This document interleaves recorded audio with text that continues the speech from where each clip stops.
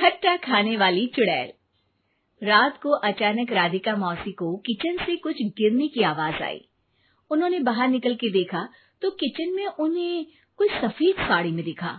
वो चीख पड़ी, हे भगवान, आलतू जलाल तू आई भला को टाल तू, आलतू जलाल तू आई भला को टाल तू। राधिका मौसी को चीखते सुनकर श्रवण बाहर आता है भागते हुए। अरे माँ, क्या हुआ? क्या देख लिया? दादी माँ आ गई क्या सपने में? अरे बेटा, रसोड़े में देख तो कौन है? श्रवण रसोड़े में झांक कर देखता है और उसे कोई नहीं दिखता अंदर। अब रसोड़े में तो कोई नहीं है माँ। कोई सफेद साड़ी में नहीं है क्या? नहीं माँ, कोई भी नहीं है। चिल्लम चिल्ली की आवाज सुनकर काजल भी वहां आ जाती है। अब क्या हो गया माँ जी? अरे बेटा, रसोड़े में एक चुड़ैल थी सफेद साड़ी में।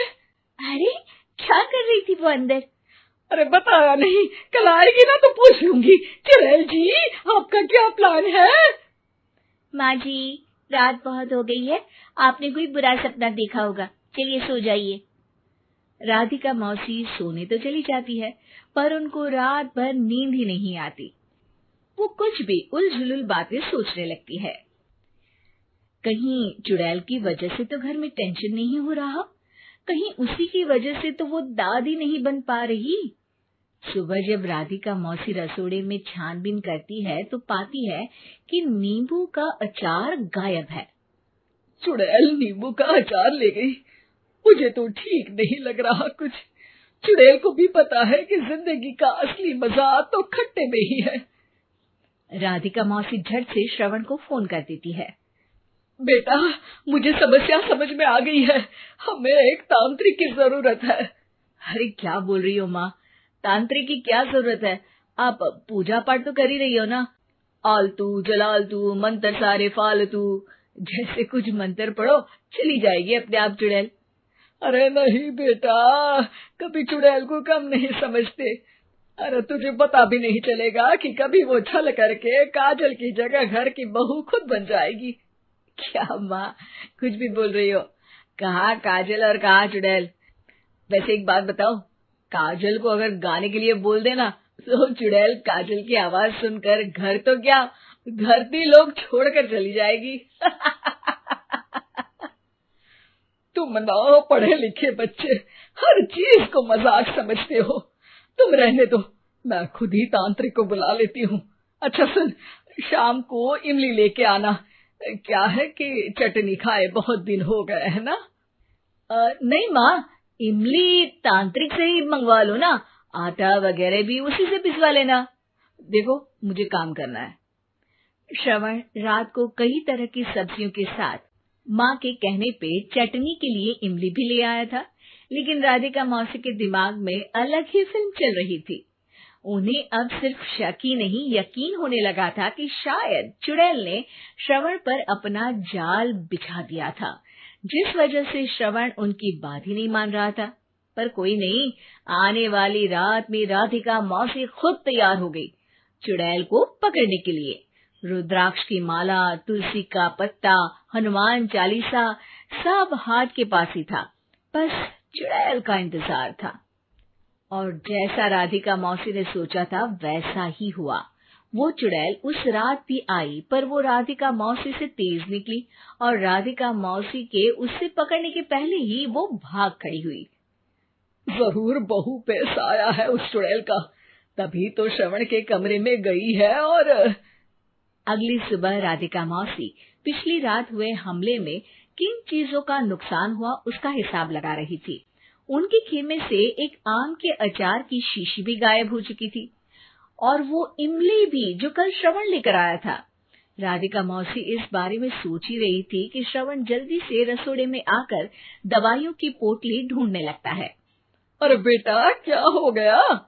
अब माँ, वो काजल की तबीयत खराब है, बहुत घबराहट हो रही है उसे। हे भगवान, मैंने पहले ही कहा था कि तांत्रिक को बुला लेते हैं, पर नहीं, अब देखो उस चुड़ैल ने काजल को अपने वश में करना शुरू भी कर दिया है। हालांकि श्रवण भूतों में विश्वास नहीं करता था, पर अब वो भी डर जाता है। और राजी हो जाता है एक तांत्रिक को बुलाने के लिए। कुछ ही घंटों में तांत्रिक आ जाते हैं और राधिका मौसी तांत्रिक जी को सब बता देती है।